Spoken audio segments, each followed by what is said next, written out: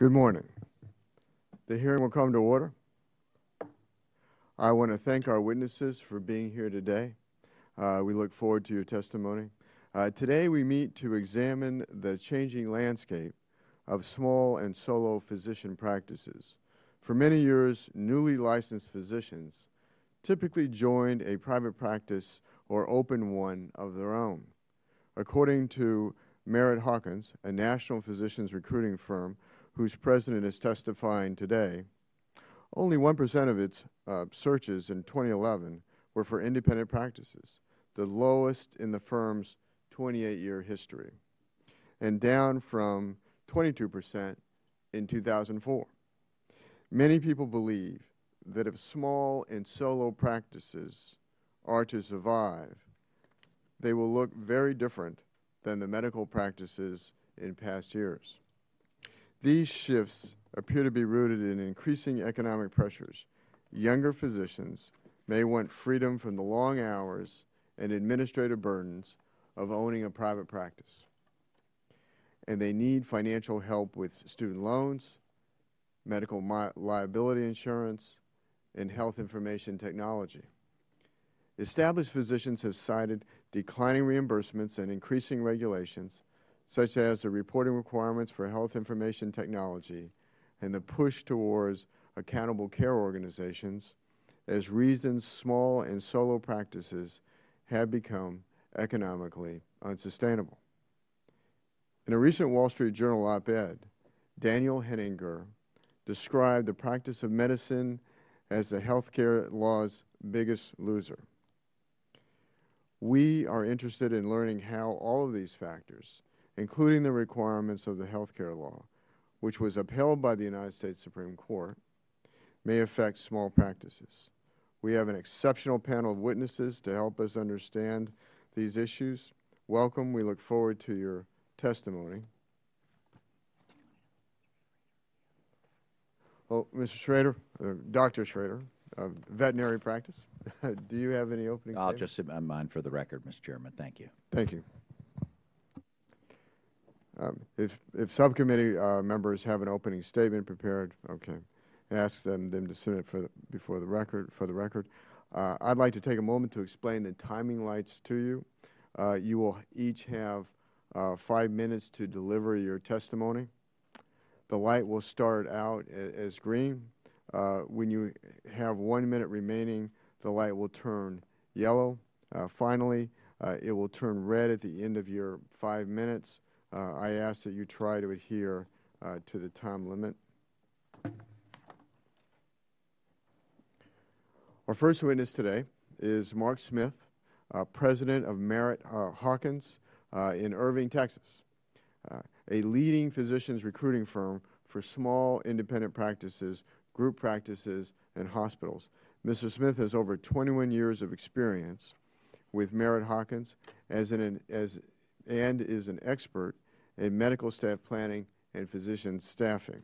He is a graduate of Oregon State University. Welcome. You have 5 minutes to present your testimony. Thank you. Mr. Chairman and distinguished subcommittee members, good morning. My name is Mark Smith, and I'm president of Merritt Hawkins Associates, the largest physician search consulting firm in the nation, and a member of the AMN Healthcare. In the course of my 24 years of Merritt Hawkins, I've consulted with thousands of physician practices, and my company has produced numerous white papers, surveys, and books concerning physician practice patterns related topics. I appreciate the opportunity today to address the subcommittee on the decline of solo and small physician practices. For those who remember the Marcus Welby, MD TV show, may still have an image in the mind of a physician as a small business owner running their own practice. This classic model of independent physician practice still exists today, but is rapidly becoming a relic of a bygone era. Today, physicians are more likely to be employees than they are to be medical practice owners. This is particularly true of medical residents completing their training. In the 2011 survey, as mentioned by Merritt Hawkins, only 1% chose to be a solo private practice physician. By contrast, 60% said they would prefer to be either a hospital employee or work for another entity. In short, virtually no one wants to be Marcus Welby anymore. This represents a fundamental transformation in the structure of physician practices away from the classic private practice model and towards employment and an increasing number of other practice options. There are 5 primary reasons for this transformation taking place, and they include flat or declining reimbursement, growing regulatory and administrative burden, malpractice cost, information technology implementation, and the effects of health reform, both legislative and evolutionary. First, reimbursement. In the days of Marcus Welby, both Medicare and private insurers typically paid physicians for usual and customary charges. Physicians generally were paid for services invoiced at an amount above their cost of doing business. The system has been repeatedly modified in an effort to reduce costs and to manage care. Physician reimbursement in some cases has been cut or has not kept pace with inflation. As a result, today, physicians see little connection between their costs and the amount to which they're reimbursed. This is a difficult business model to sustain. Some small private practices are having trouble keeping their doors open. There have even been reports in recent months of a growing number of practices going out of business, something I've not seen in my 24 years with this organization. By contrast, employment provides physicians a safe harbor from today's challenges and from the uncertainties that lie ahead. Regulatory burdens, virtually all businesses are subject to regulatory compliance of some kind, and medical practices are no different. As a small business owner, physicians must abide by equal opportunity and worker safety laws, state and local ordinances, and many other rules and regulations. Adding a layer of complexity, physicians work in the most highly of all regulated professions, having to comply with HIPAA, Stark laws, Medicare, and many other regulations. It's concerning to me that a survey conducted by Merritt Hawkins stated that physicians spend 26% of their time doing paperwork. Many physicians see employment as a way to escape the rising tide of risk and regulation and allow them to focus on patient care. Malpractice. Among the various costs of doing business, small business owners must pay for their own malpractice insurance, the cost of which can be debilitating. For example, the annual premium for malpractice in some parts of Florida for an obstetrician can exceed $160,000 a year. As malpractice rates remain high, employment becomes an attractive option to physicians, as employers typically pay for this benefit. For a variety of reasons, physicians are obliged to incorporate a growing level of information technology into their practice, particularly EMR or electronic medical records. While the federal government has provided reimbursement funds for physicians to implement EMR, many still find it difficult due to a lack of time and available expertise. EMR implementation is a key example of how the resources, expertise, and time of a small medical practice owner are being taxed in today's increasingly complex medical environment. A growing number of physicians are embracing employment again as a potential refuge from these challenging concerns. Health reform is a driver of a number of healthcare trends, including the decline of small private practices. Health reform encourages the consolidation of physicians into larger entities to gain economies of scale. In addition, health reform promotes the formation of new delivery models, such as accountable care organizations, or ACO, which depend upon hospital and physician alignment and the use of advanced information technology. ACOs are also risk-bearing entities and as such require a high level of administrative and business expertise. It is difficult for a solo or small practice physician to participate in these models, which naturally lend themselves to larger organizations. Combined, these factors and others have created conditions in which small private practice is increasingly untenable. This model is more likely to survive on either small rural areas where there are few physicians, and even in these settings, physicians will need to affiliate with larger entities. Otherwise, physicians are likely to be employed by multi-physician groups or by hospitals, and the era of Marcus Welby will rapidly disappear into our rearview mirror. Thank you for the opportunity to address the subcommittee and for examining the challenges facing America's solo and small practice physician. Thank you for your testimony. At this time, our next witness is Louis F. McIntyre, medical doctor, a board-certified orthopedic surgeon practicing in White Plains, New York. Dr. McIntyre and his partners had operated a small practice since 1994, but in the fall of 2011, they sold their partnership to a hospital group and joined the hospital as employees. He earned his medical degree from the New York Medical College at Valhalla. How do you say that? Valhalla. Valhalla. Land of the gods. Okay. Dr. McIntyre is a member of the American Association of Orthopedic Surgeons and is testifying today on their behalf. Welcome. You have 5 minutes to present your testimony.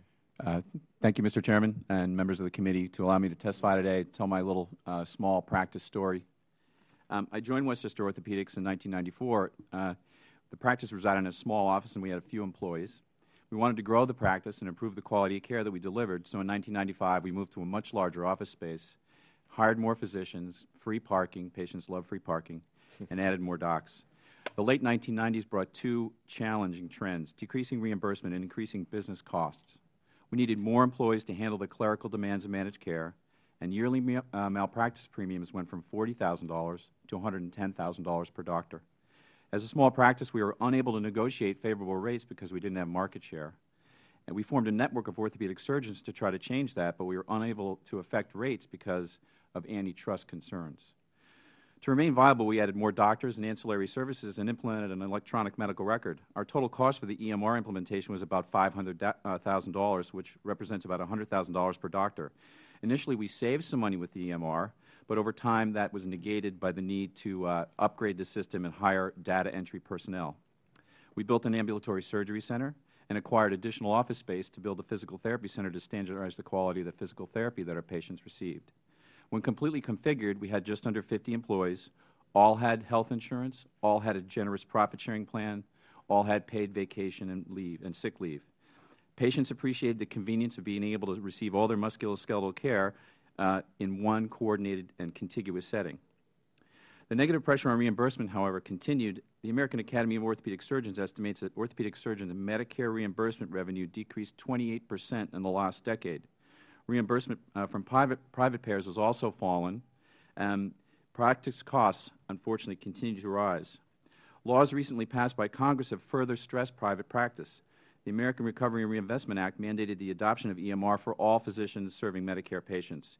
Even though we had previously implemented an EMR, the meaningful use criteria accompanying the regulations still represented a significant cost burden for us in terms of data collection and quality reporting rules. The Patient Protection and Affordable Care Act proposes new, complex risk-sharing reimbursement methodologies that many small practices, if not most, won't be able to comply with. The combination of decreased reimbursement, increased reporting requirements, huge outlays for technological improvements, and uncertainty about future potential earnings are driving physicians to seek employed positions. Doctors know that they cannot meet all the demands placed upon them now and see patients at the same time. According to the AOS, the employment of orthopedic surgeons by hospitals has increased 300% in the last 5 years. Last year, we decided to become hospital employees. This year, the other orthopedic group in our town also is going to become employees of the same hospital. The multi-specialty group next to us, WestMed, has 225 employed physicians. Clearly, the employed model is winning in Westchester County. There are advantages for employed physicians. Doctors have more financial security with a salary. They no longer worry about losing money taking care of uninsured patients. They are freed from dealing with some of the troublesome human resource and IT issues. But employment, however, significantly decreases physicians' autonomy in affecting the care environment. Physicians are in a unique position to interact with patients on a daily basis and identify deficiencies in care. Physicians' ability to advocate for patients is diminished by employment because they no longer manage the care environment. As more physicians seek employed positions, there will be a generation of physicians who will have never experienced private practice and the business of taking care of medicine. They will be unaware of the costs and management issues of providing care. There is concern that employed physicians will see less of a need to join medical specialty societies that have added great value to patient care.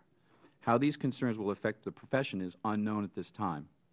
In the future, I fear that physicians may unionize to protect their economic interests. I believe this would herald the end of medicine as a profession and the start of medicine as a trade association. It is rarely mentioned, but private practice employs people and pays taxes. A recent study conducted by the Medical Society for the State of New York showed that the private practice of medicine was the 5th largest employer in Westchester County, 2nd in business establishments, 3rd in personal income taxes paid, and 7th in corporate sales taxes paid. As a hospital employee, our practice is now tax exempt. The loss of employment and tax revenue resulting from private practice physicians migrating to hospital employment may be significant and worthy of further study. Finally, there will not be employed positions for all the doctors of Westchester County or the United States. There is and will continue to be an increased need for physicians, especially with the implementation of PPAC in 2014.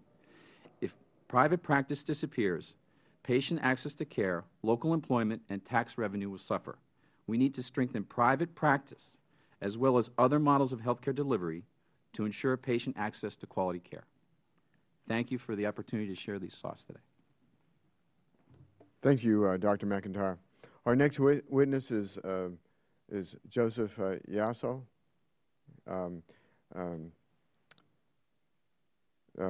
Junior DO, it's Doctor of Osteopathic medicine. Osteopathic medicine, I'm sorry. A board-certified family physician, medical physician, and medical director of the Heritage Physicians Group in Independence, Missouri. He is a member of the American Osteopathic Association and is testifying today on their behalf. Welcome. You have 5 minutes to present your testimony. Thank you.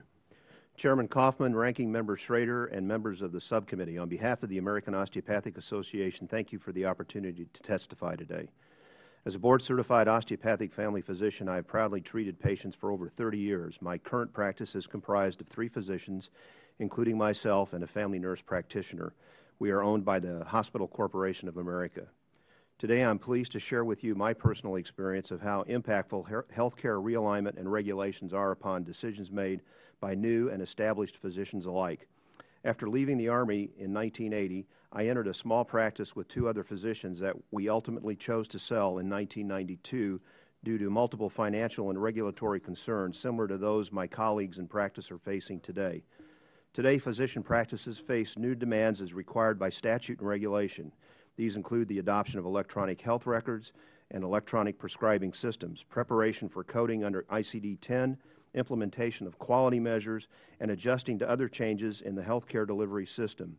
These additional policies and procedures are important and are primarily beneficial to efficiency as well as to providing improved patient care. However, each new requirement can be quite costly to the physician practice operating as a small business. The burden on small practices is particularly disproportionate, detracting from the time available for patient care.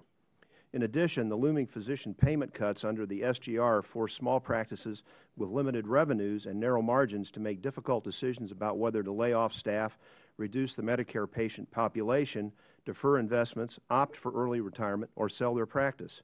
My first small practice of 3 buckled to these concerns, and we opted to sell. Today's medical school graduates are faced with difficult decisions after completing their education and training. The average osteopathic medical school graduate has a debt nearing $200,000. As you can imagine, this makes the prospect of opening a small practice extremely daunting. This spring, the American College of Osteopathic Family Physicians conducted a survey of its membership, including questions related to practice types and settings.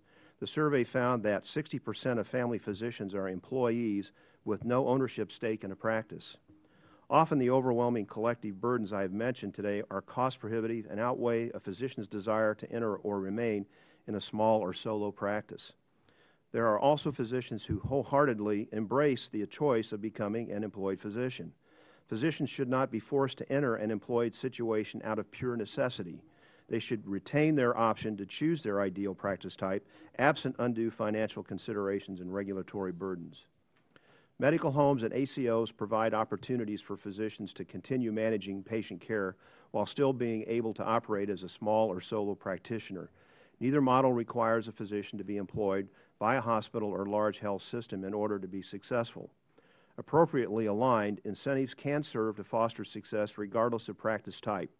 Regulators should be cautious in creating additional financial burdens on physicians that would inhibit their ability to choose the practice setting that is most appropriate. In closing, the transformation of the practice of medicine has undoubtedly impacted the ability of physicians to thrive in a small practice or as solo practitioners. However, physicians are adapting to the changing practice of medicine by becoming patient-centered medical homes and participating in shared savings programs. As we work to improve the healthcare delivery system for patients, physicians must be provided appropriate payment and incentives to practice effectively in the setting of their choice. Patients deserve this level of access. I would again like to thank you and the members of the committee for affording me the opportunity to share my experiences and the AOA's perspective regarding this important topic affecting osteopathic physicians and our patients. We appreciate the work that you do to promote policies that enable physicians to successfully operate as small businesses absent undue regulatory and financial burdens. We look forward to working with you in the weeks ahead and months ahead to ensure that congressional action fosters rather than impedes the physician-patient relationship. Chair now yields to Dr. Schrader for the introduction of our next guest. Thank you, Mr. Chairman. It's my pleasure to introduce Dr. Jerry Kinnett. Dr. Kinnett has practiced interventional cardiology in Missouri for the last 30 years as a senior partner of Missouri Cardiovascular Specialists and vice president, VICE president, and chief medical officer at Boone Hospital Center. He's maintained a busy clinical schedule while also participating in a lot of clinical research and education. He's testifying today on behalf of the American Academy of Cardiology. The college has 40,000 members and is dedicated to enhancing people's lives through cardiovascular treatment and intervention. We welcome Dr. Kinnett. Good morning. Thank you, Ranking Member Schrader and Chairman Coffman, and members of the subcommittee. We appreciate your inviting us to testify here today. I am Jerry Kinnett, Chairman of the American College of Cardiology Advocacy Steering Committee. The ACC, as said, is a 40,000-member medical society serving the needs of both providers and patients. I'm a cardiologist with Missouri Cardiovascular Specialists, a 17-person cardiology and cardiovascular surgery practice in Columbia, Missouri. My group was one of those typical office-based practices with over 100 employees. Our practice included a cardiac diagnostic center where patients had easy access to echocardiograms, stress tests, and even an outpatient cardiac catheterization laboratory. A little more than a year ago, our group was an independent practice, but now we are integrated with Boone Hospital Center in what is termed the Professional Services Agreement. According to the 2011 Lewin Group report on the economic impact of office-based physician practices, these small businesses, such as ours, account for 4 million jobs across the United States, with $833 billion in wages and benefits. Physician practices are different from almost any other small businesses. The payment for services performed is not controlled by free market dynamics, but instead payment is tightly regulated by Medicare and Medicaid, and private payers who essentially follow the lead of the government, with the recipient of the services or patient often paying only a fraction of the cost. Recent events have had a dramatic effect on private practice cardiology. The ACC estimates that 60 to 70% of our current physician members have now integrated with hospitals. Why has this happened? There are a variety of factors that have contributed to this evolution. The prominent reasons relate to Medicare physician payment not keeping up with actual practice cost, direct cuts in Medicare physician reimbursement, and increased administrative and regulatory burdens. All these add up to tremendous uncertainty among physicians as to what the future holds, and so many physician practices such as mine see hospital integration as their only choice. Every year since 2002, physician practices have been threatened with significant cuts in Medicare reimbursement, the so-called SGR. This uncertainty stifles physician practices from making real investments aimed at improving coordination, reducing the current fragmentation of care, and reducing waste. Another major turning point for cardiology occurred in 2010 with the Medicare physician fee schedule, which reduced payments to cardiology practices for some in-office procedures as much as 35%. How many small businesses could survive a 35% cut in payment for the exact same service? Our practice, like many others, could not. There are also a significant number of regulatory and administrative burdens that contribute to the uncertainty for physician practices and hinder their ability to grow. A few examples are audits. While physicians' claims for services are generally subject to contractor medical review, greater scrutiny in recent years has increased cost and uncertainty. Physician claims must comply with multiple edits as well as recovery audit contractors. ICD-10.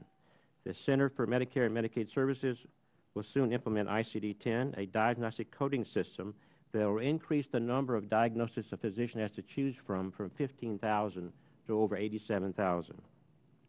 Multiple Medicare penalties. Starting in 2011, Medicare began to penalize physicians for not meeting the requirements of certain incentive programs.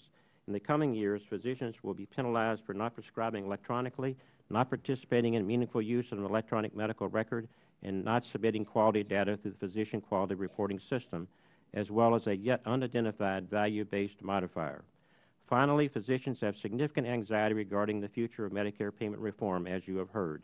The new payment methodologies, such as ACOs, bundled payments, and medical homes, will require additional staffing with no assurance they will produce any shared savings. Physicians are afraid of being left out. In conclusion, the financial pressures associated with declining reimbursements and rising operational costs on private cardiology practices have resulted in the rapid migration of practices to hospital affiliation. Continued cuts in Medicare reimbursement, combined with increasing overhead costs, increased regulation, unfunded mandates, a micromanaged payment system, and an uncertain future are making it difficult for practices to remain viable.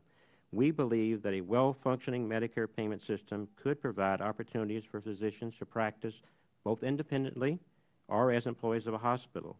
Increased payment should come from increased quality and demonstrate appropriate utilization, and physicians should be appropriately paid for the increasing expectations associated with the practice of medicine. Thank you for the opportunity to share my views and look forward to any questions.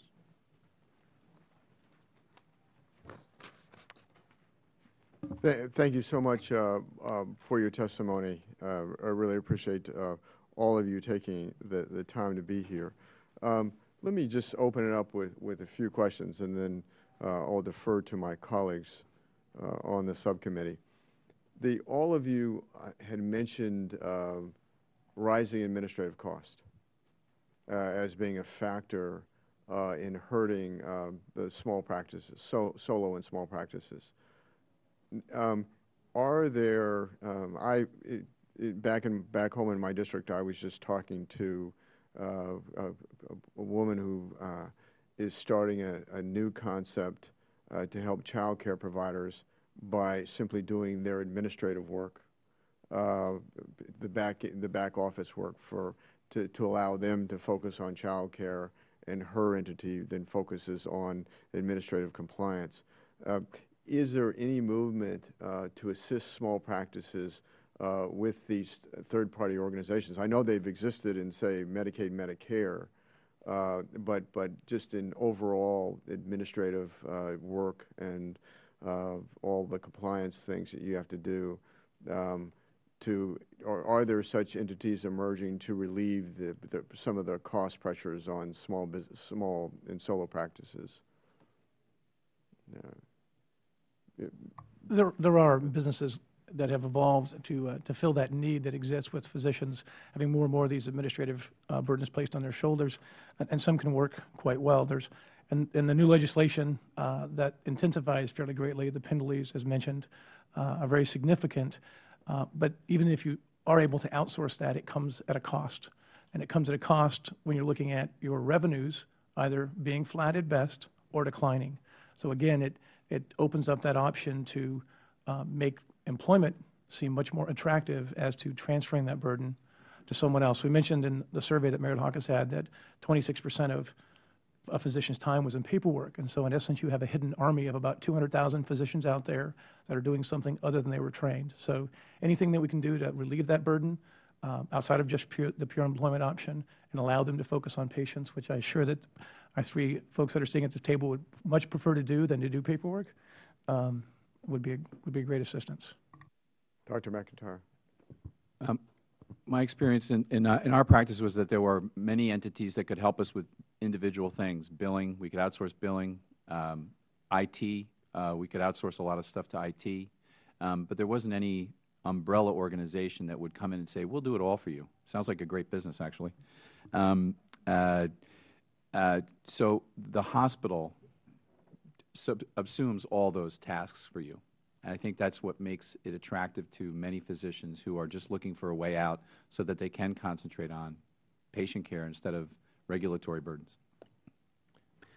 When we sold our practice in 1992, of course, we didn't have the IT piece to worry about back in those days, but we were doing our own billing and managing the practice ourselves and doing quite well. When we sold to TriSource, they right away started charging us a $7,000 a month management fee and a $7,000 a month billing fee. That was $14,000 a month of overhead that we didn't have before. So all of a sudden, a practice that was in the black was now in the red because we had such a tight margin. And so, you know, if you do those kinds of things, that's the cost that you have to bear to get those things done. You know, in private practice, you know, there's always consultants and companies that want to come in and do things for you, know, that says they can do it more efficient and better, and usually that doesn't turn out to be the case, that usually the costs are as great as before. As you might imagine, you know, in these small businesses that physician practices, they're so regulated and so many things we have to deal with that your overhead sometimes in small practices can be as much as 80%. So it becomes overwhelming, and that's one of the reasons that, as mentioned, it drives physicians toward employment. Okay. Most of you mentioned medical malpractice as an issue in the smaller solo practice dissolving and moving into as employees or into a larger physicians group or employees of a hospital. But those costs don't change. Is it that just as a function of cash flow, if you've got a small practice and there's a bump in cash flow and you've got this big overhead issue like paying your premiums on a medical malpractice policy, is that essentially the problem? Because I don't see where the costs are changing. They're very high, obviously higher than they ought to be, but I don't see them materially changing from from the small practice to a larger practice or as to employees of a hospital. Well, personally, my malpractice went from $40,000 a year in 1994 to $110,000 in Wow. 2010. Mm-hmm. We paid that, and at one time we had 7 orthopedic surgeons, 7 times whatever. That was a big nut. You know, human resources obviously is the single most expensive item in our line items, but right below that was malpractice, and it really became a burden to pay the malpractice. So much so that we shifted from doing it in quarterly payments to shifting to monthly payments. It was really a cash flow burden for us. Going to the hospital assumes that cost. We don't see that cost at all. And many of the hospitals are self-insured in regards to malpractice. So that may affect the rate. But my personal experience, my hospital now is paying my malpractice premium for the policy that I had. Now, I would imagine at some point in time, that's going to be subsumed by their larger malpractice, their own malpractice. Okay. Anybody else on that? Well, just to keep in mind that when these physicians, such as Dr. McIntyre, join a hospital-based practice, the hospital loses money. There's not a huge savings that occurs from him coming over. They typically lose money on these practices, but the hospital has to have physicians in the community, so they really have no choice but to bear that potential loss. Okay, but I'm assuming is it cheaper if a larger entity can be self-insured and manage its own liability, or do these hospitals still carry third-party insurance? Well, Hospital Corporation of America in the metropolitan area of Kansas City employs over 250 physicians. I would think that they get a bit of an economy of scale to some degree if they stick with one insurer and probably get a rate break to some degree. In looking at the new health care law, the Affordable Care Act, that there is a movement, I think, born of that to accountable care organizations. So there's been a trend prior, certainly, to the Health Care Act, a movement away, as you all have described, from the solo practice, the small physicians group, to larger practices and to employees at hospitals. How has the current health care law, or has it, accelerated that process? There's no question it has accelerated that process. We had the fear of the unknown, and I think you've had a lot of wait and see to see what would happen from the Supreme Court's decision, and it has picked up pace quite a bit.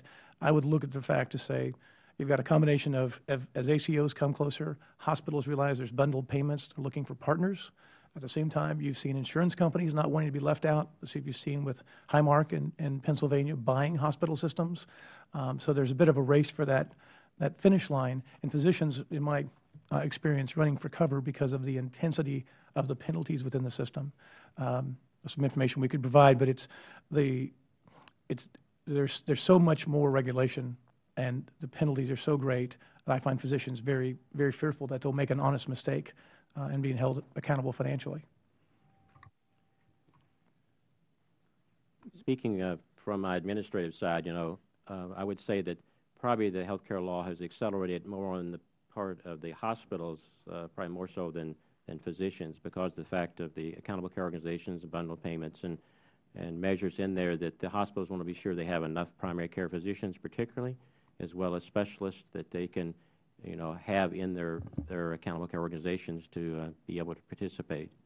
I think it has brought about some acceleration on the part of physicians just because of uncertainty. But as we mentioned, as you mentioned, so many of these things we talked about actually predated the Affordable Care Act. Sure. I'm going to ask one more question, and then defer to Dr. Schrader, but then I'll come back. I'll come back probably, and we'll go back and forth. Oh, and I'm sorry, Ms. Hahn as well from California.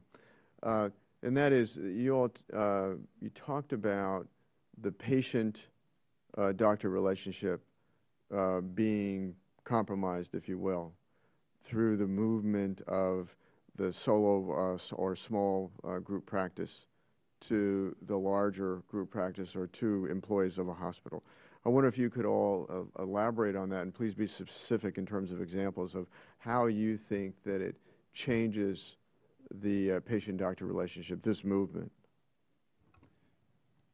I think that one of the ways it changes that, when you become an employed physician, or particularly those physicians that come directly out of residency and become employed physicians and have never practiced in solo practice or own their own business, that it's more of a business now, and it's, I work for X number of dollars and I work X number of hours a week, and that's all I do. I may not stay a little longer to say, Mrs. Jones, let's work her in, or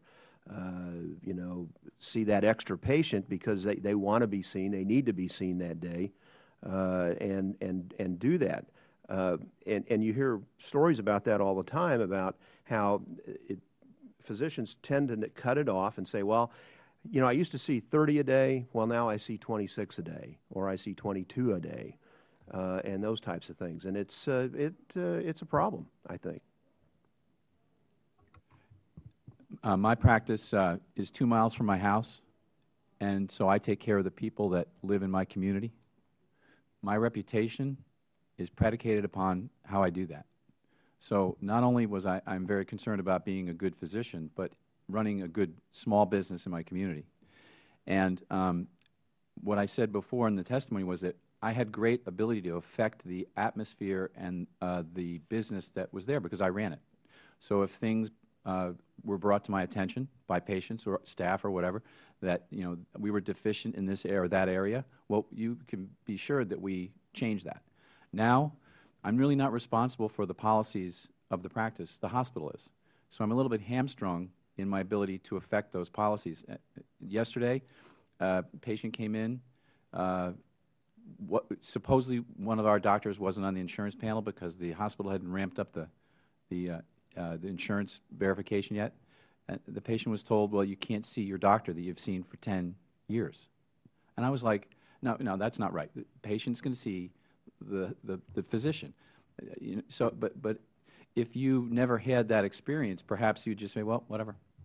So I think that when you're vested in your practice as a physician and also as a businessman or woman, that lends a whole different color to the way you approach it.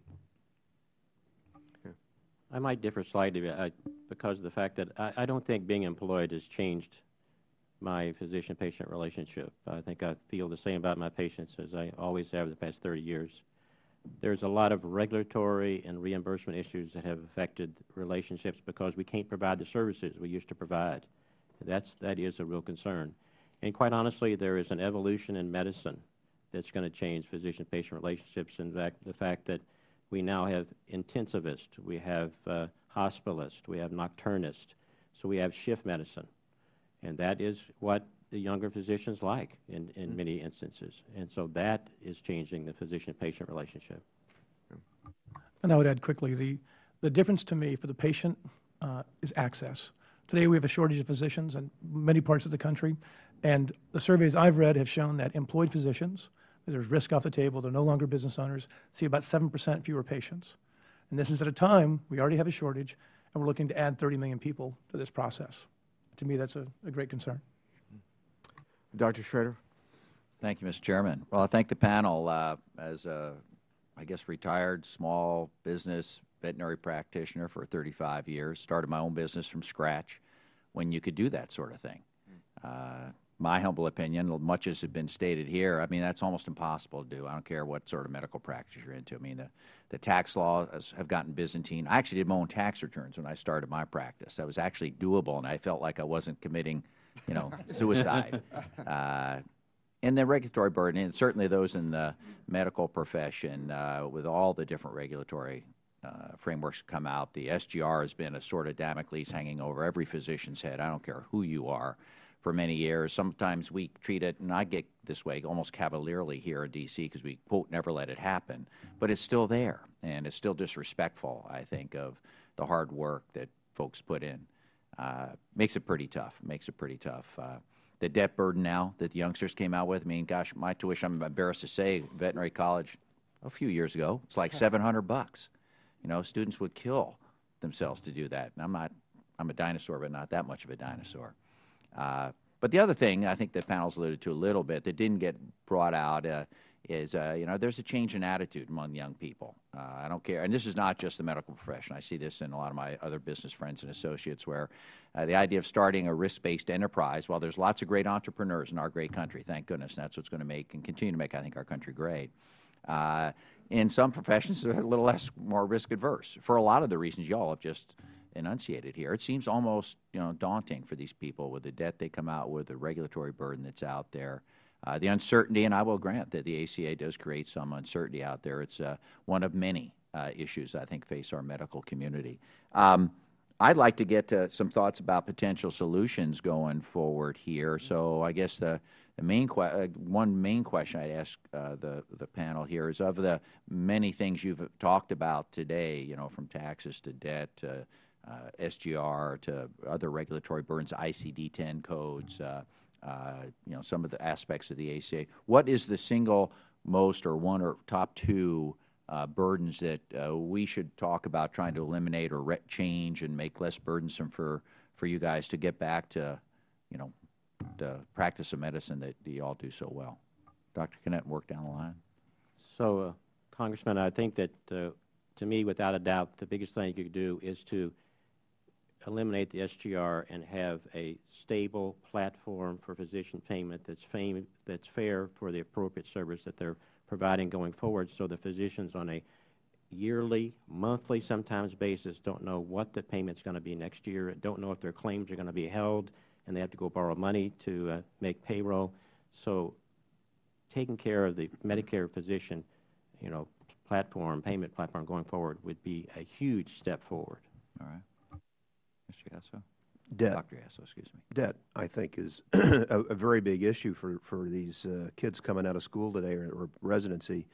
If we could find a way to either help them defer their debt for a while so they have the opportunity to go into private practice, or if we could find a way, particularly if they go into underserved areas and take care of people that truly need help, to eliminate their debt so that they can stay in practice and stay in areas where people truly need their service. Very good. Thank you. Dr. McIntyre? I think as a philosophy, we might want to inject some market values into the relationship, the physician-patient relationship, and have providers compete not only on quality issues but also on price issues, which we haven't done in decades. I think that might go a long way to decreasing costs and increasing quality. If we decide we don't want to do that, then I think that to strengthen private practice, we need to allow private practitioners to band together to negotiate rates without onerous overhead structures so that they can compete with what's becoming a monopsony. We have the big medicine, big insurance, and the government. And with consolidation, I don't think we're going to get the cost containment we need. I think we need more players in the market to do that, and facilitating private practice negotiating position, I think, might go a long way to do that. Secondly, I think malpractice tort reform will go a long way to decreasing the costs not only of private practice but of medicine in general. And lastly, especially with the SGR being such a a problem and being so expensive, and the problems in trying to eliminate it, as well as deal with the Medicare reimbursement cuts that are supposed to go through with the ACA, perhaps we might want to think about bringing back balanced billing to the Medicare equation, as was part of the program for the first 20 years of its existence. I think it could be done in a way that wouldn't hurt seniors, but would allow private practice to maintain their access for Medicare. Thank you. Mr. Smith. Well, I agree with all three topics mentioned between SGR, medical debt, something we hear on a daily basis from the folks that we're talking to, and tort reform. I would add to tort reform that the impact goes beyond the premiums and malpractice. The cost of defensive medicine has been something that's been calculated into incredible numbers, where physicians are forced, they feel, to protect themselves by doing additional tests that in a normal circumstance they might not do. So that cost is significant. The other thing I would mention is to relax some of the regulations in Start 2, as it applies to recruiting a physician to a community. Being a solo practitioner is near impossible. If you can get a partner or two partners, you have a chance. Unfortunately, the stipulations, probably unintended in Start 2, make it difficult because you cannot share any of your costs. You have to bear the burden of the costs that existed to bring a new associate in, and most physicians can't go through that year process to wait for that new person to contribute to their overhead to be able to afford to bring them in. So that would be a real benefit. Very good, very good. Dr. Gasso, you talked about medical home maybe being, and I thought about this myself as maybe being a way to get back to where the physician is ultimately in control. One of the things that is in the ACA that maybe needs to be fleshed out more, there was some loan forgiveness over a period of time, at least for new students, and then we tried to give a little better deal for primary care docs that actually opted to go into some sort of, DOs in particular will do that, but into primary care. But I thought maybe the medical home, and everyone's alluded to this, I mean, the doctors have to be in charge of the decision-making, not the hospital, not the insurance company, not, the outfit you hire to run all your books and stuff. And can you elaborate a little bit about what we should be looking for, how we should be talking to CMS about how to organize this so the docs are in control? Well, I think the PCMH is set up in such a fashion that it is under the control of the physician. It's a collaborative approach to medicine where it's a team approach where everybody's involved in the care of the patient. That includes the medical assistants in your office, your nursing staff, even the front office staff for that matter. Everybody's involved in the care of that patient rather than, and you're on an even footing to a degree. And things are done for the patient by everyone, not just the physician, not just the nurse, but everybody gets involved in the care. That's the whole idea behind the patient-centered medical home. And then you develop relationships as a primary care physician. You develop a relationship with specialists that are going to provide quality care for your patients. And you deal with those people and you discuss the care so that you know what kind of care that individual is receiving is the best possible care that they can get.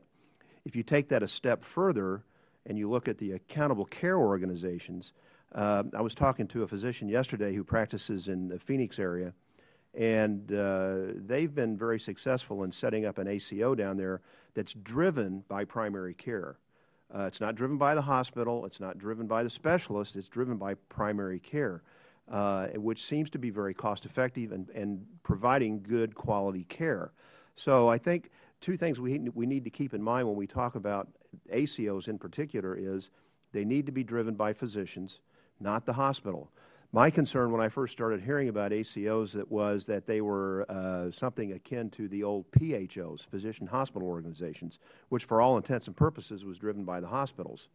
And that's what we really need to avoid because the care, the rubber that meets the road is where the patient sees the doctor, and that's where the care is delivered. It's not by the hospital, per se, on a daily basis. So the physicians really need to be in control of that. Dr. Kinnett? I just would like to make just two additional comments about medical homes. The first is, medical homes, as Dr. Gasso said, require some additional resources within your office, people teaching dietitians. And so we have to make sure that they're reimbursed adequately, that they're going to be able to provide those additional resources. And the second is that the medical home needs to be assigned to whoever actually should be in control of that patient's care on a regular basis. If that's a patient that's on dialysis, then really their nephrologist probably ought to be their medical home. If it's a patient that's got chronic congestive heart failure, then probably the cardiologist. There's a huge majority that should be in the hands of the primary care physicians, but it needs to encompass all these other specialties as well. Just a final comment then, Mr. Chair. I really appreciate this panel, and the topic we're discussing is near and dear to my heart, and very concerned about the future of medicine from all walks of life. As a little old country veterinarian, I enjoy the opportunity to get to know my patients, see them from birth to their passing, and that's a beautiful thing. But I rely on the specialists, and I think we've got a great relationship in the veterinary world where we're not afraid to send it out. In the old days used to be you kept everything pretty close, but medicine has changed. Hopefully physicians, veterinarians, and other practitioners of all sorts have come to that realization, and we'll work through that. I guess my last point would be that I hope each and every one of you are active in making sure that whatever comes out of healthcare evolution, whether it's related to ACA or anything else, that we work hard on it. Some of us are pushing to reform the SGR. There's a bill out there I'm co-sponsoring with Allison Schwartz and others to get rid of the SGR and get to a smarter level playing field so you guys feel like you're part of the solution and not just, part of the whipping child that's out there at the end of the day. But hopefully it'll be a good process, a better process at least, going forward, and I appreciate the Chair bringing this issue to Small Business Committee's attention. Thank you, sir. Thank you, Dr. Schrader. Ms. Hum from California, and I'll relax the 5-minute rule. Thank you, Chairman Coffman, Ranking Member Dr. Schrader. I really want to thank the Chairman for holding this hearing. Really appreciate the witnesses that are here today, all of you who are involved in some aspect of health care and getting folks healthy. We really do appreciate what you're doing. It's interesting because, I know the more the Affordable Care Act is implemented and is fleshed out, I think a lot of the issues, as I understand it, that you've brought up today are actually addressed in this new law. Loan repayments, there's a lot about helping students repay their loans or forgive their loans, particularly if they serve in areas that have seen a shortage. You talked about, Mr. Smith, the shortage of physicians. There's actually a lot in this Health Care Act about providing incentives and scholarships to encourage more doctors, physician's assistants, folks to go into this field. I agree with Dr. Schrader. There's many of us who want to have a permanent doc fix, and I hope we do that in Congress with the SGR. This is a small business committee, so it's really interesting to hear your views as it relates to being a small business person. I'm wondering, how much training did you get? How much are students in medical school actually getting business training? Should we be partnering with business schools and medical schools? And again, I'm always trying to figure out what our Small Business Administration is doing to help small businesses. Is there a better role? Is there any role? What's our Small Business Administration doing as it particularly relates to physicians who are attempting to run a small business? And what can we do better to, help that aspect so that it sounds like we'd like to ultimately see more doctors continue to be in the role of being a small business owner? Training would be zero. Okay, good to know. On-the-job training would be a birth of fire. We learned it on the fly, many of my colleagues who I interact with in the regulatory arena have gone on to get MBAs. I know a boatload of orthopedic surgeons MBAs. So there are a number of people who are doing that. But in terms of the Joe Lunch Bucket doctor, I think that training is pretty much zero. So in medical school, there's no sense that it could be an important part of your your success as a doctor who wants to be also a small businessman? Some of the schools, my alma mater being one, offers an MBA degree, but not to everybody. They keep it to a very small number of students that can get involved in that. So there is some, but as far as any kind of formal training for everybody else, or even just some basic business courses, no, there really isn't. You know, as far as what can you all do? You know, promote some of the things we talked about, I guess, you know, and some of the things that you mentioned that are in the Affordable Care Act that might be helpful to make sure that those things come to fruition. Mm-hmm. You know, if they're unfunded mandates, they don't do us any good. So that's really the key to see that some of those things come out and really give us what we need to promote people to at least consider going into solo practice or small practices. Congresswoman, I'd say that certainty going forward is what these small businesses need, and that relates to what we said: reimbursement, knowing what you're going to get paid down the road, and reducing the regulatory burden, which is huge. If you could help those two, you'd have a lot more physicians staying in practice.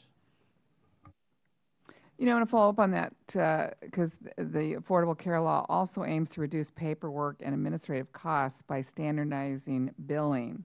And between 2013 and 2016, the rules will be implemented to standardize health insurance processing requirements. Mr. Smith, you worked on this Merritt-Hawkins white paper where quote is, physician practices should benefit from improved revenue cycles and save time and money tracking claims. So I'm thinking, since these rules are not finalized yet, maybe this is an opportunity. You know, your white paper suggests that this is a potential cost saving. So while we're considering these rules, what should we be keeping in mind to maximize these potential cost savings within this particular realm?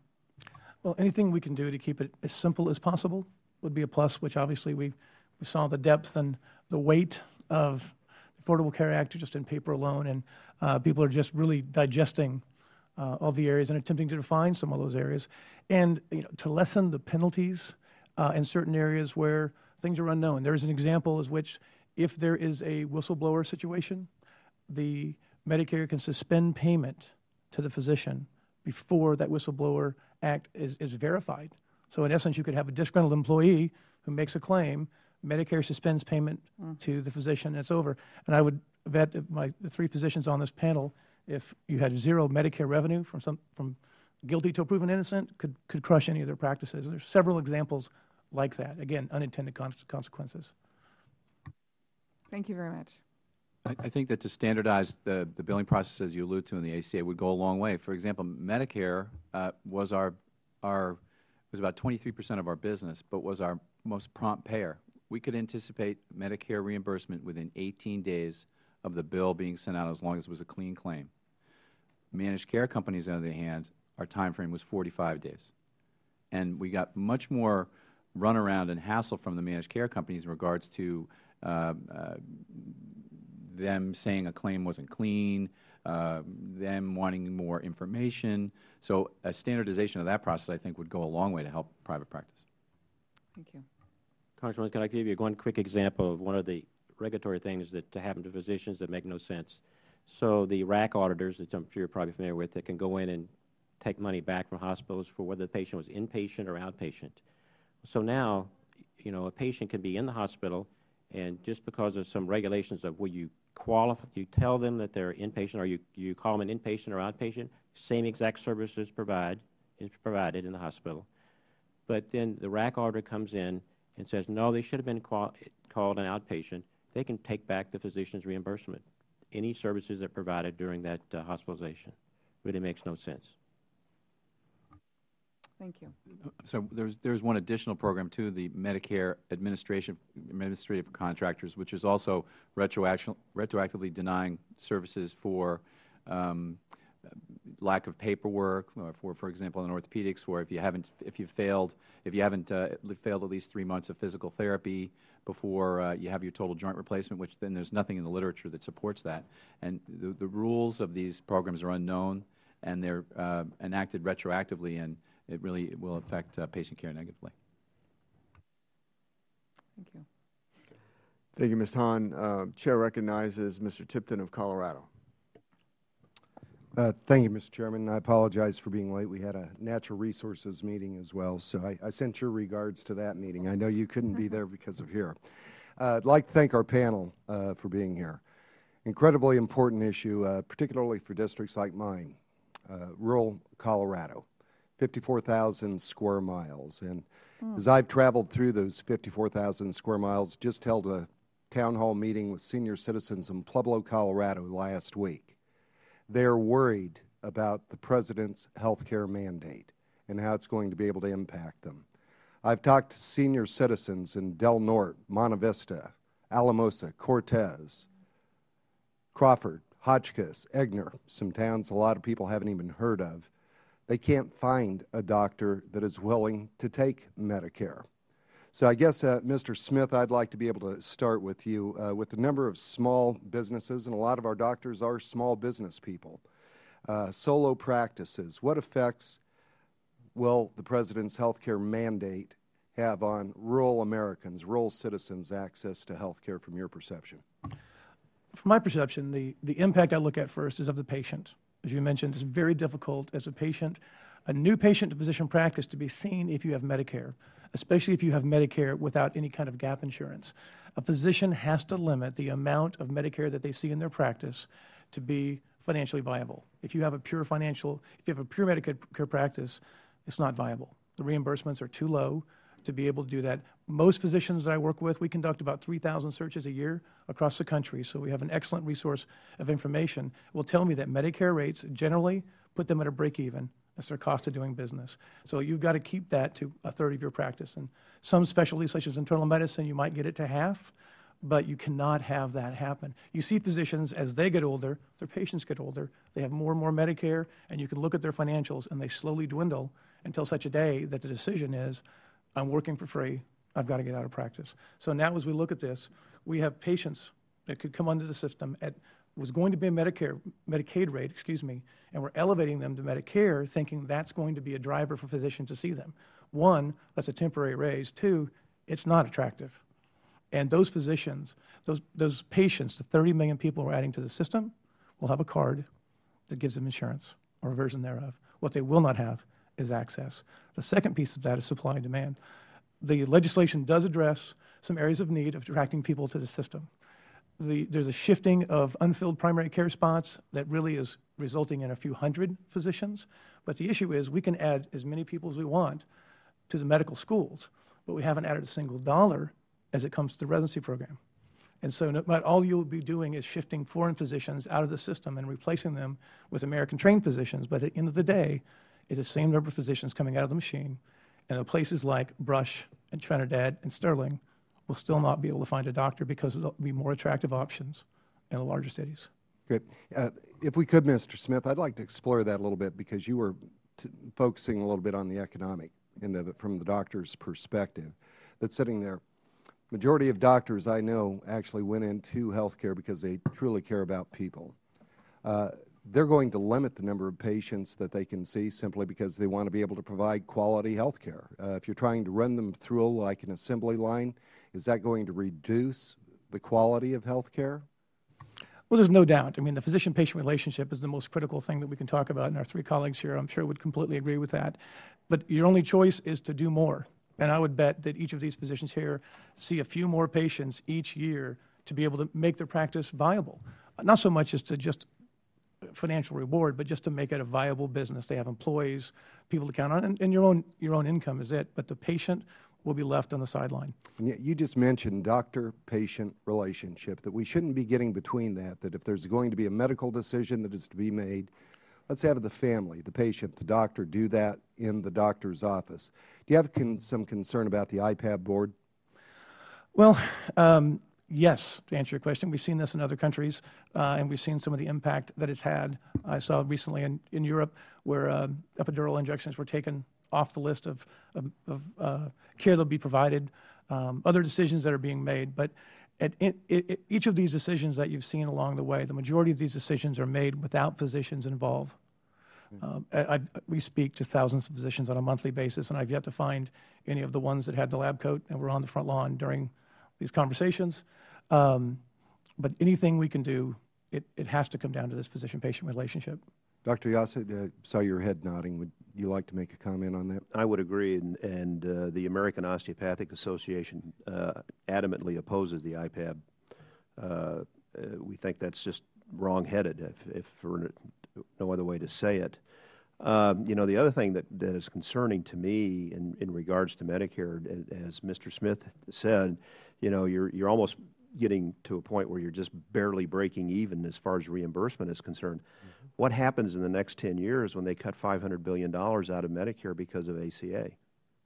Does anybody know? I mean, obviously reimbursement's going to take a hit. It has to take a hit. I don't see how else you're going to reach that number. Excellent point. Dr. McKentry, maybe you'd like to jump in a little bit on this, because I think Mr. Smith said it just very well. We can insure everyone in the country, but there is a quantitative difference between insurance and health care, two completely different things. And if we're wanting to be able to get health care, are you seeing a real problem with the President's health care mandate when it gets down to actual delivery of health care? And I'm speaking primarily for rural America, rural Colorado. I know some of our metropolitan areas have an abundance of doctors and specialties, but let's talk about rural America. I don't know that the mandate in itself creates an access issue. I think the access issue is really driven more by reimbursement levels. So if your reimbursement level falls below the level of your ability to deliver the care. But the reimbursement level is actually via the mandate. That's part of the program. Well, right? my understanding of the ACA is that it does cut $500 billion out of Medicare. $575 billion. Over 10 years, and does fail to correct the SGR, which is another $300 billion. So I think that's the access issue there. I think I certainly have an issue, a philosophical, constitutional issue with the mandate for myself personally. But perhaps I'm not sophisticated enough to realize how it will impact access, other than the issues we spoke to of, well, it is possible to provide someone with insurance, but if that insurance doesn't pay costs, then you're basically uninsured. For example, if you put people on Medicaid, I think it's something like 40% of all physicians won't accept a Medicaid patient because the reimbursement is so low. And I believe my understanding of the ACA is that by 2019, Medicare rates will be around where Medicaid reimbursement rates are now. So I think that is a huge issue and a potentially devastating one for access to care for Medicare patients going forward. So effectively, our senior citizens, people who have run the race, are walking in the door with their Medicaid card, putting it on the table, it's insurance, and they aren't able to get a doctor. I think you could definitely see that problem. That is a real challenge. Mr. Smith? I would add to it, one of the things that my firm does is we do studies on wait times. How long does it take to get to see a physician? And an unintended outcome that we discovered was the greatest increase in wait times of any metropolitan market was Boston. And the difference between what occurred between our first wait time survey and our second was the implementation of universal health care. So a place that I think any of our colleagues would argue have the most physicians, the most training programs, the environment you would not expect to have that issue are having that issue. So if that's happening in Boston, what's going to happen with your rural constituents? I don't think that's a difficult question to ask. Right. Dr. McKentry, maybe, or any of you if you'd like to, we've got to be able to address some of the accessibility. Every American, I think that we can all agree, we want affordability and accessibility. The President's health care mandate fails on both counts. What can we do? What should be done to be able to increase the number of physicians that are going to be able to get into some of these rural areas, to be able to provide that access to health care? In answering a similar question before, I thought perhaps injecting a market solution to this problem would go a long way to improving quality, decreasing costs, and improving access. I think if patients have some skin in the game, then they are more likely to seek health care that is of quality to them. If somebody else is paying for their health care, especially if it's first dollar coverage, they're less likely to become shoppers. They're less likely to search for quality. they are much more likely to search for volume. So I think in the current situation we have a volume-driven process that's going to be exacerbated by the health care law instead of one where we'll be looking for quality. The health care law does attempt to impose quality on the system through comparative effectiveness research and other things, but that's it's sort of a top-down approach. You know, ultimately, and I'd just kind of like to get your thoughts on this, original CBO estimates on the President's health care mandate stated that it was going to cost $900 billion. And in the White House, there was dancing in the hallways over that number. I'm a small business guy. $900 billion is a lot of money. CBO just rescored this. It's going to be $1,787 billion with administrative costs. We're going over $2 trillion. Is there a better way to be able to spend $2 trillion? Congressman, I'd like to just comment a little bit on before and then this question as well, and that is that if we're going to increase access, we have to be able to pay for it. And so that's a concern. We have to appropriately pay physicians for the services they perform.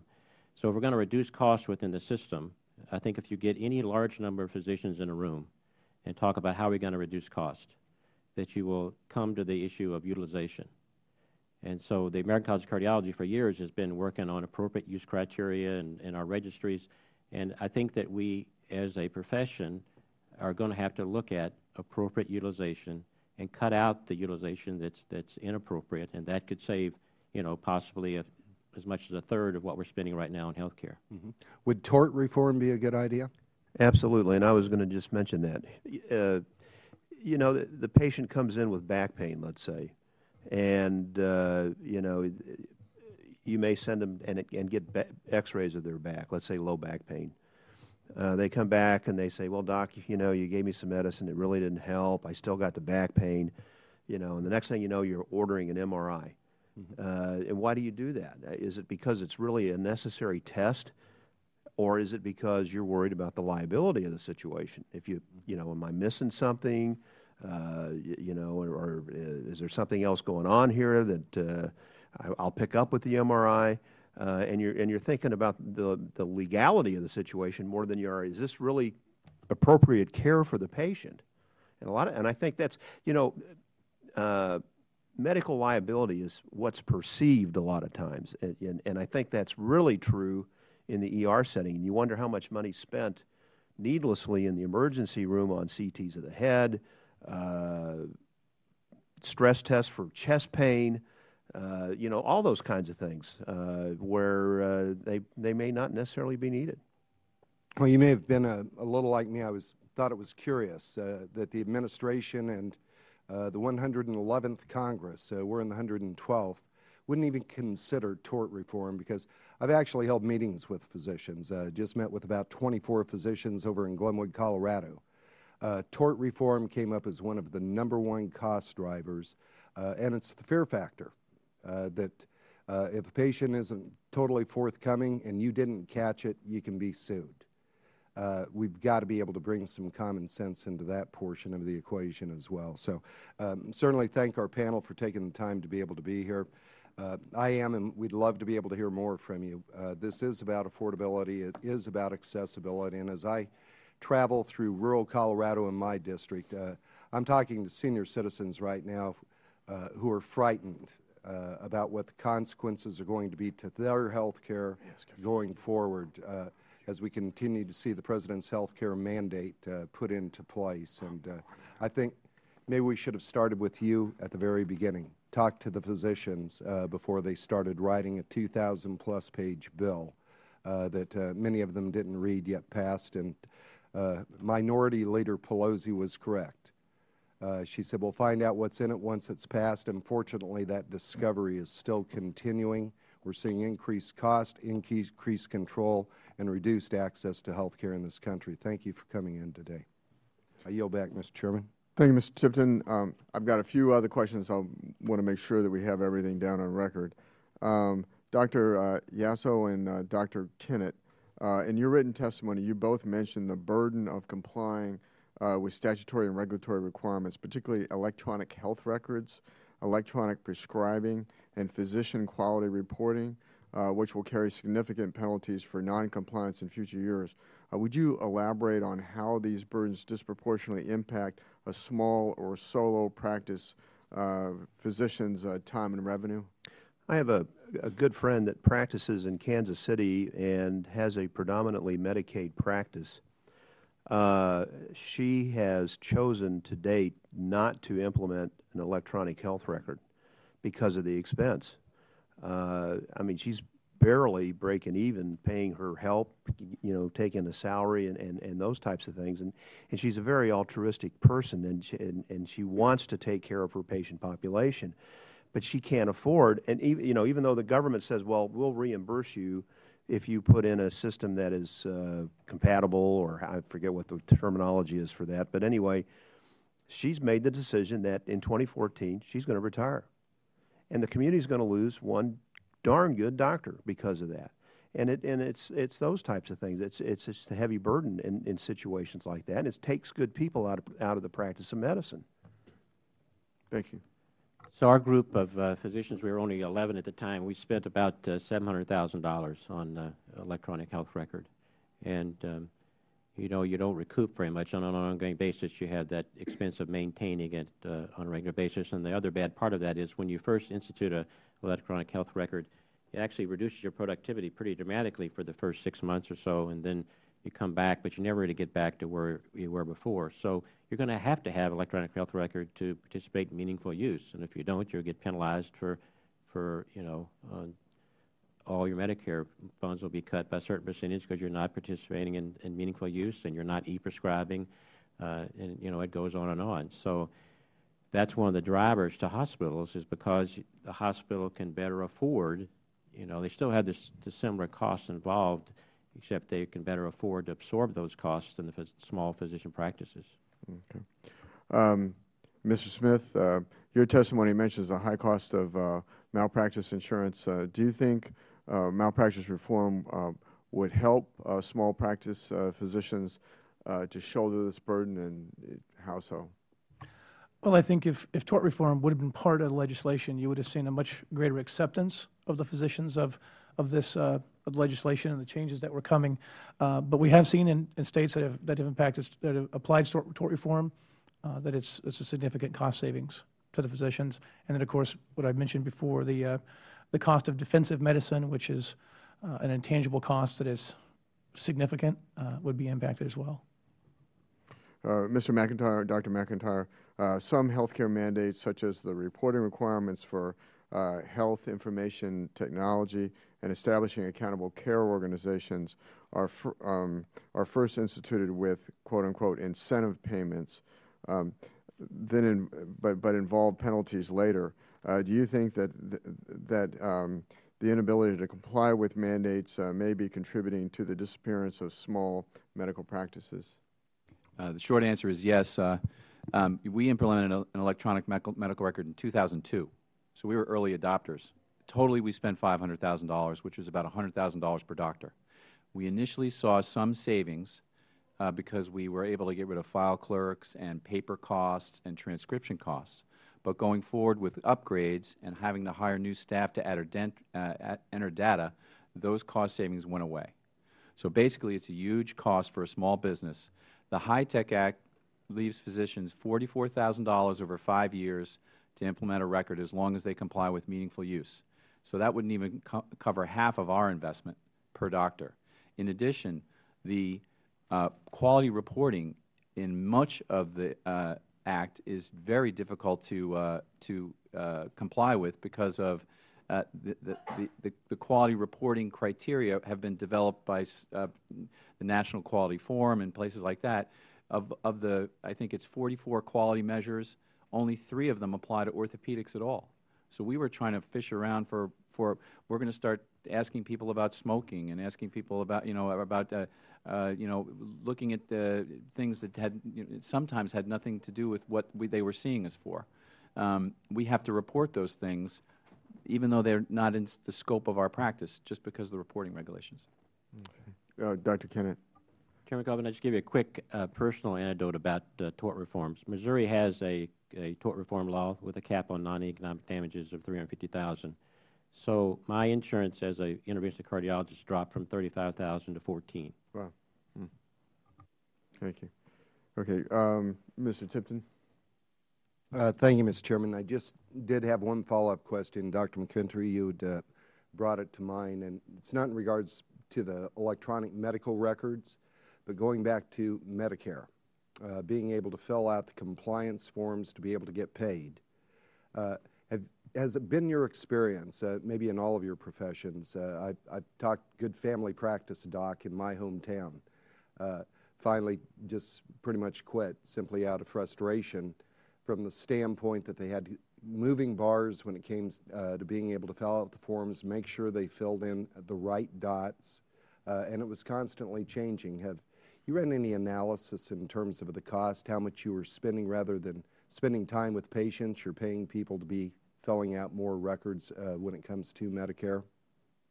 Well, certainly our costs in general increased significantly to the point where they were about 80% of revenue for our clinical practice. We had other portions of the practice that evened that out to a total overhead cost of about 63%, but that had increased hugely since the earlier part of the 1990s. We've never culled out Medicare specifically to analyze the cost just for Medicare patients, but overall it increased tremendously. We employed, when I started we had one billing person. When I left we had 6.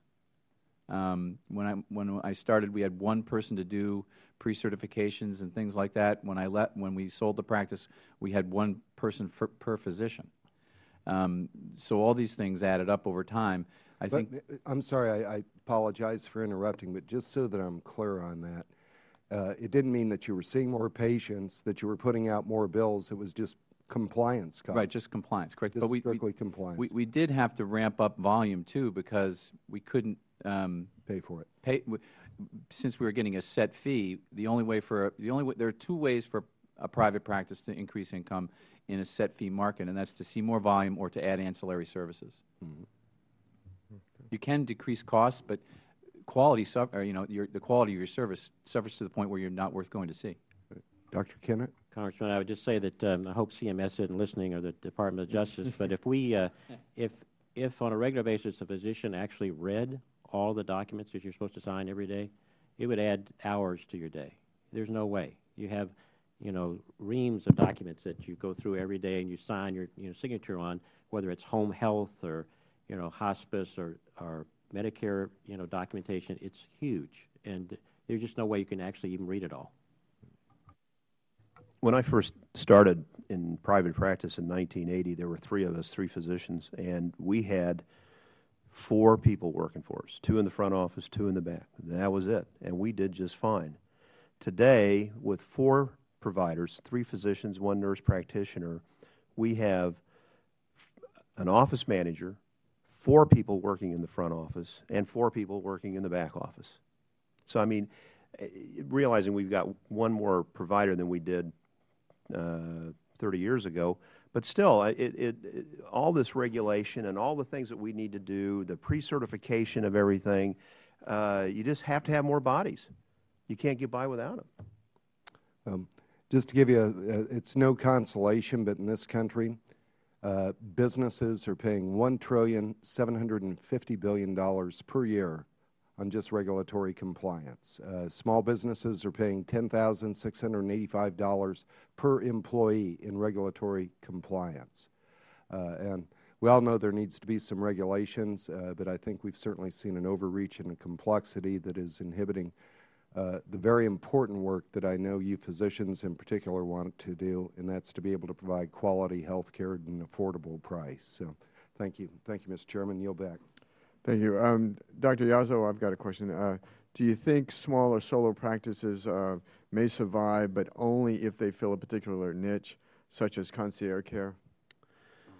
I think that's could be the way that this goes. I have a friend of mine that has started a concierge practice, at least part of it, what he does. He doesn't do 100% of that yet, although he may very well move in that direction at some point in time.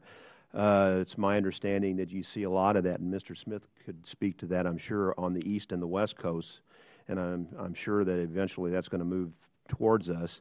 It only makes sense from the private practitioner, if he wants to stay private, that he does something like that, because now he controls his income. It's not controlled by the government. It's not controlled by any regulator. He controls his income, and it makes sense. Okay. I'd like to address specifically with that. The concept of concierge medicine, people think of it as the billionaire that has a doctor that follows him around, and that does exist. But if you are a primary care provider in solo practice, you're going to have 3 to 4 employees. You're going to have 50 to 70% overhead costs, and you're questioning, what are you doing? Do I join a hospital?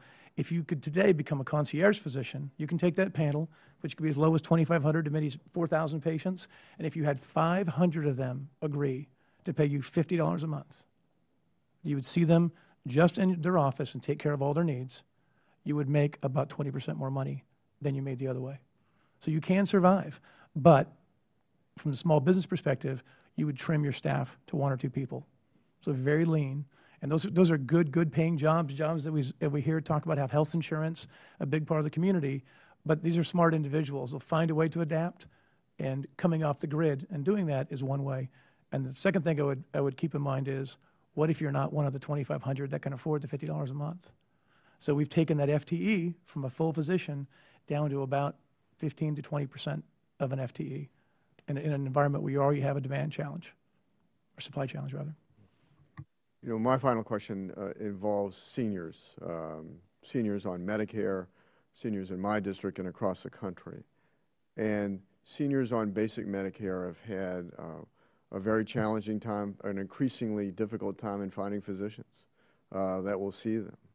And with the Independent Payment Advisory Board that will be fully online, I think, in 2015, according to the Accountable Care Act, Affordable Care Act, isn't that going to make the situation all that much worse when the new way of controlling spending is to have this 15-member board control spending through restricting reimbursement levels to seniors?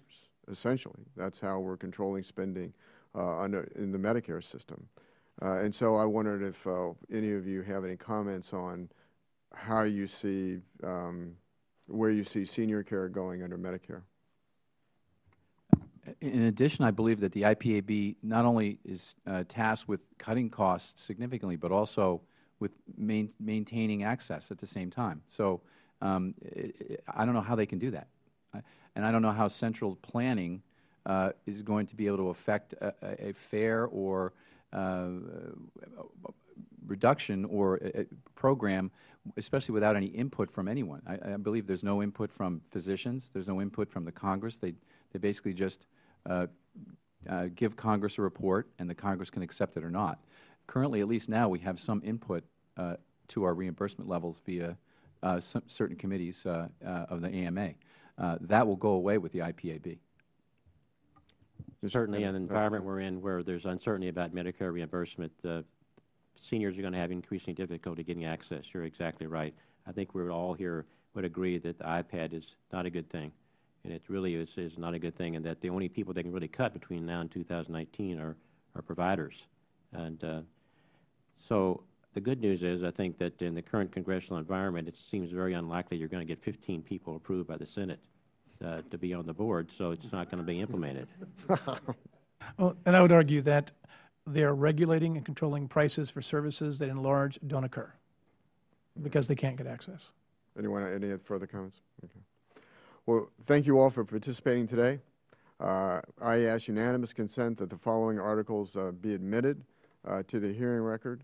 A New York Times article dated March 25th, 2012, entitled More Doctors Giving Up Private Practices. A CNN Money article dated July 11th, 2012, entitled Demise of the Solo Doctor. A Wall Street op-ed dated July 5th, 2012, entitled Obamacare's Lost Tribe Doctors. A Forbes article dated July 2nd, 2012, entitled So Long, Marcus Welby, Obamacare. Market Kill the Solo Private Practice. Without objection, so ordered. I ask unanimous consent that members have 5 legislative days to submit statements and supporting materials for the record. Without objection, so ordered. This hearing is now adjourned. Thank you very much for your testimony today.